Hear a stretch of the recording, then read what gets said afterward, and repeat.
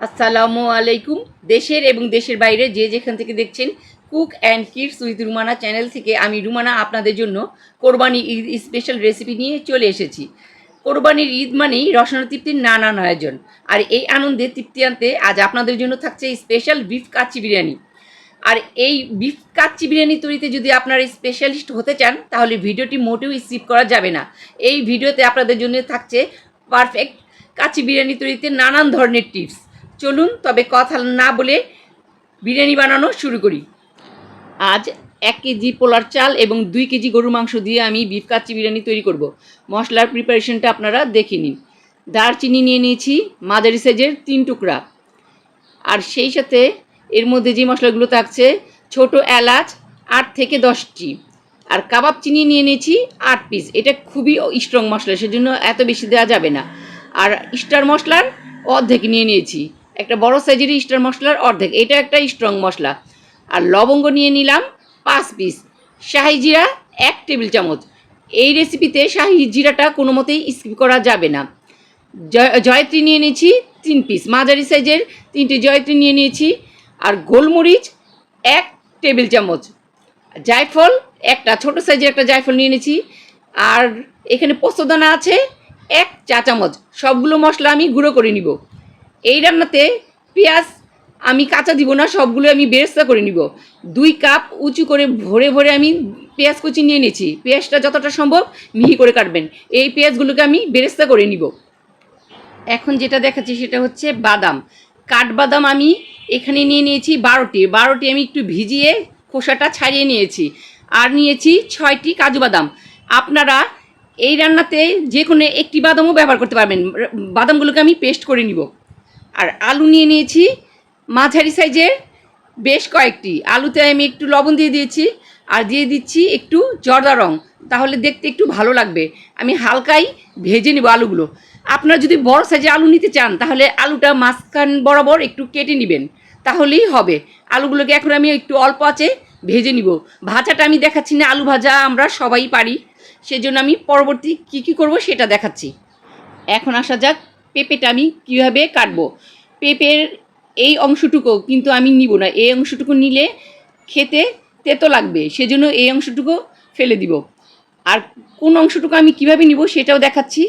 আমার এই রান্নায় 1 টেবিল চামচের মতো পেঁপে বাটা লাগবে। পেঁপেটা আমি খোসা সহই কেটে নিব। কেটে আমি ছোট ছোট করে টুকরো করে নিচ্ছি। এখন দেখুন যেভাবে কাটছি, এই মাছ বরাবর যে অংশটুকু আমি কাটছি এই অংশটুকু আমি নেব না, বীজ বরাবরের এই অংশটুকু ফেলে দিব।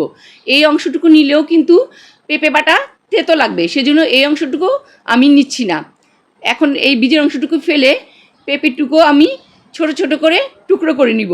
আর খোসা সহই আমি ভালো করে অল্প একটু পানি দিয়ে ব্লেন্ড করে নিব। আপনারা ইচ্ছা করলে শিল পাটাতেও এটা বেটে নিতে পারেন। কাচ্চির জন্য 2 কেজি গরু মাংস নিয়ে নিয়েছি। এখানে হাড় ছাড়াই আমি ফ্রেশ মাংস নিয়ে নিচ্ছি 2 কেজি।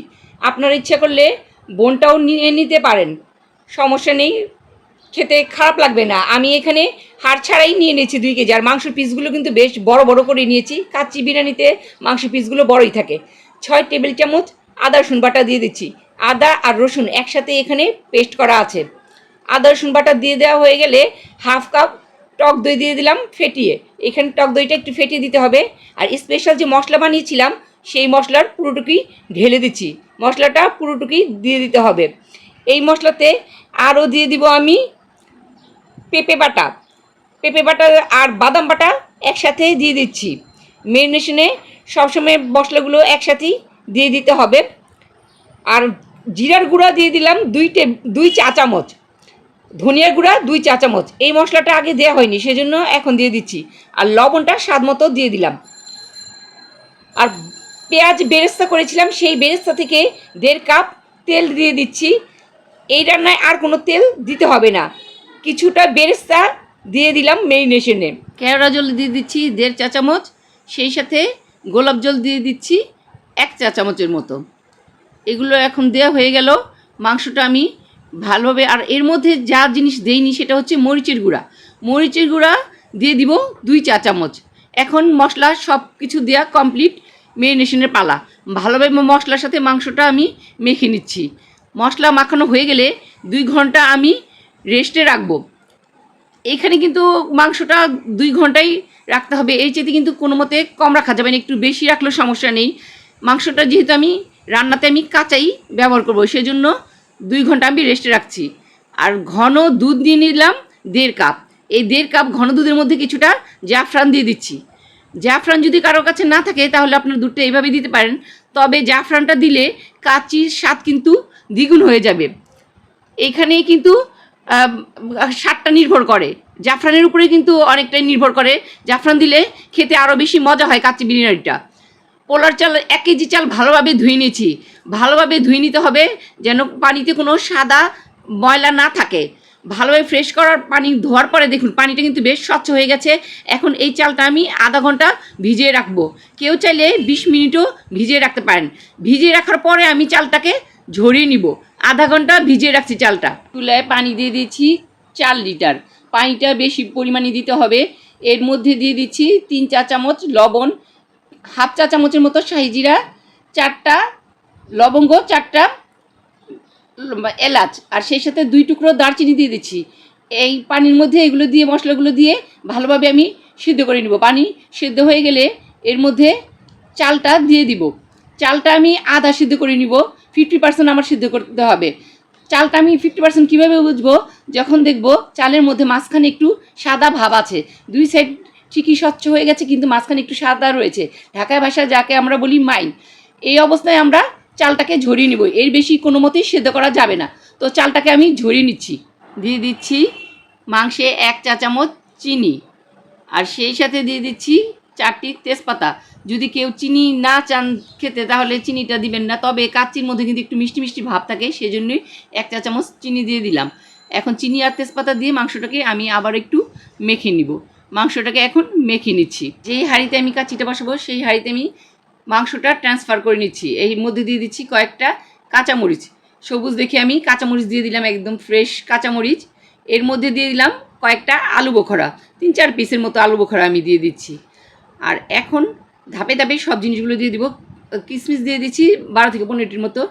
আর এখানে আর জাফরান মিশানো যে দুধটা অল্প পরিমাণ দিয়ে দিলাম। ধাপে ধাপে সব কিছু দিব এবং খেয়াল রাখবেন কী কী দিচ্ছি। দিয়ে দিচ্ছি কিছুটা পেঁয়াজ বেরেস্তা। পেঁয়াজ বেরেস্তার পরে এখন ভাজা আলুগুলো দিয়ে দিব। আলুগুলো কিন্তু একটু হালকা ভাজা আছে, আলুগুলো কিন্তু সিদ্ধ হয়নি। এখন রান্না করলে কিন্তু আলুগুলো একদম গলে যাবে না, সেজন্য এখন দেওয়ার পরে প্রপার সিদ্ধই আলুটা হবে। আলুগুলো বিছানো হয়ে গেলে এর মধ্যে আমি দিয়ে দিব সামান্য ঘিটা আমি চারদিকে ছড়িয়ে দিচ্ছি। ঘিটা অল্প অল্প করে দিয়ে দিচ্ছি যাতে চারদিকেই ঘিটা পড়ে, সেজন্য অল্প অল্প করে দিতে হবে, তাড়াহুড়ো করা যাবে না। গোলাপ জল দিয়ে দিচ্ছি 1 চা চামচ, আর এর মধ্যে কেওড়া জলও আমি 1 চা চামচ দিয়ে দিচ্ছি চারদিকে ছড়িয়ে। এখন যেটা দেবো সেটা হচ্ছে গুঁড়ো দুধ। আমি এখানে গুঁড়ো দুধ অল্প অল্প করে দিয়ে দিচ্ছি। এই পর্যায়ে আমি 2 টেবিল চামচের মতো গুঁড়ো দুধ দিচ্ছি। চারদিকে ছড়িয়ে দেওয়ার পরে এখন আমি রাইসটা ঢেলে দিব। এখন আমি চালটা দিয়ে দিচ্ছি বিছিয়ে। চালটা কিন্তু এই অবস্থায় গরমই আছে। চালটা ভালোভাবে চারদিকে ঘুরিয়ে ঘুরিয়ে দিয়ে দিলাম। চালটা ভালোভাবে ছড়ানো হয়ে গেলে এর মধ্যে জাফরান মেশানো দুধ দিয়ে দিচ্ছি। জাফরান মেশানো দুধটা আমি দিয়ে দিলাম চারদিকে ছড়িয়ে, পরিমাণ মতোই দিয়ে দিচ্ছি। দুধ অল্প অল্প করে চারদিকে যাতে পায় সেইভাবে আমি দিয়ে দিচ্ছি দুধটা দেওয়া হয়ে গেলে এর মধ্যে আবারও দিয়ে দিচ্ছি কিশমিশ। দ্বিতীয় দফায় আমি কিশমিশ দিয়ে দিচ্ছি। বেরেস্তাটাও আমি দ্বিতীয় দফায় দিয়ে দিলাম। আবার কিছুটা বেরেস্তা দেওয়া হয়ে গেলে এর মধ্যে দিয়ে দিব গুঁড়ো দুধ আবারও দিয়ে দিলাম 2 টেবিল চামচ। মোট 4 টেবিল চামচ আমি গুঁড়ো দুধ এর মধ্যে দিচ্ছি।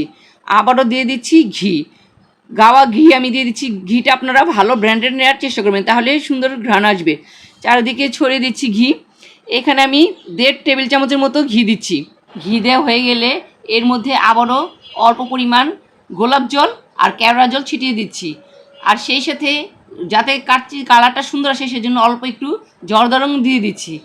সামান্য জর্দা রং, খুব বেশি দেওয়া যাবে না, অল্প অল্প করে একটু আমি 2-3 জায়গার মধ্যে কয়েক ফোঁটা করে দিয়ে দিলাম। এখন সব কিছু কিন্তু আমার দেওয়া শেষ। সব কিছু দেওয়া হয়ে গেলে এখন একটা ফয়েল পেপার দিয়ে ভালোভাবে আমি মুখটা ঢেকে দিচ্ছি। ভালোভাবে সুন্দরভাবে ঢেকে দিচ্ছি যাতে কোনো মতে হাওয়া না বের হয়। চারদিকে আমি ঢেকে দিলাম। সুন্দরভাবে ঢাকা হয়ে গেলে এর মধ্যে দিয়ে দিচ্ছি একটা ঢাকনা, সুন্দরভাবে একটা ঢাকনা দিয়ে দিচ্ছি। চুলায় একটা তাওয়া বসিয়ে দিয়ে দিচ্ছি, মোটা তাওয়ায় আমি বসিয়ে দিচ্ছি। আর এটা ভালোভাবে আমি হাই হিটে হিট করে নিয়েছি। এখন এটা ভালোভাবে গরম আছে। আর এর মধ্যে এখন বিসমিল্লাহ বলে পাতিলটা বসিয়ে দিলাম। 10 মিনিট আমি হাই আঁচে রান্না করব। তারপরে আমি 1.5 ঘন্টা লো আঁচে রান্না করব। উতাটা ভালোভাবে দিয়ে দিচ্ছি যাতে চারদিক থেকে কোনো হাওয়া বের না হয়। আর আপনারা ইচ্ছে করলে কিন্তু এই ক্ষেত্রে যদি ফয়েল পেপার না দেন, চিনি দিয়ে এই সাইড দিয়ে আপনারা আটা গুলে দিয়ে দিতে পারেন, সেভাবে কিন্তু হাওয়া বের হবে না। তো আমি যেহেতু ফয়েল পেপার দিচ্ছি, আমি আটা গুলিয়ে আর দিলাম না। এখন 1.5 ঘন্টা আমি লো আঁচে রান্না করব। 1.5 ঘন্টা পরে ফিরে আসছি, আমার রান্না কিন্তু হয়ে গেছে। এখন দেখাচ্ছি আমার কাচ্চিটা কেমন হয়েছে। ঢাকনা খোলার সাথে সাথে কাচ্চি এত সুঘ্রাণ বেড়ে হচ্ছিল, কি বলবো। দেখুন একদম সুন্দরভাবে কিন্তু আমার কাচ্চিটা হয়ে গেছে। এখন দেখাচ্ছি কাচ্চিটা কতটা ঝরঝরে হয়েছে। একটা চামচ দিয়ে আমি উল্টে পাল্টে নিচ্ছি। দেখুন চালটা কিন্তু আমার মোটেও গলেনি, একদম ঝরঝরা হয়েছে, একদম ঝরঝরে কাচ্চি কিন্তু হয়েছে। এখন মাংসটা নিচের দিক থেকে আমি ওলট পালট করে আপনাদের পরিবেশন করে দেখাচ্ছি। ঘ্রাণে একদম মনটা জুড়ে যাচ্ছে। কত সুন্দরভাবে আমি কাচ্চি তৈরি করে নিলাম, দেখলেন তো? বিফ কাচ্চি আপনারা এইভাবেই সুন্দরভাবে ঘরে তৈরি করবেন। দেখলেন তো বন্ধুরা, তৈরি হয়ে গেল ধোয়া ওঠা অথেন্টিক স্বাদের বিফ কাচ্চি। এবার আপনারা সালাদ আর বোরহানির সাথে পরিবেশন করুন পরিবারের সাথে। আর এই কাচ্চির রেসিপিটি যদি আপনাদের পছন্দ হয়ে থাকে তাহলে সাবস্ক্রাইব, লাইক, কমেন্ট, শেয়ার করে আমাদের পাশেই থাকবেন। আজ এই পর্যন্তই। আল্লাহ হাফেজ। আর সবাইকে অগ্রিম ঈদের শুভেচ্ছা। বন্ধুরা, আপনাদের জন্য রইল আমার গরুর মাংসের তৈরি করা 2টো রেসিপি। এই দিয়ে আপনারা ট্রাই করতে পারেন।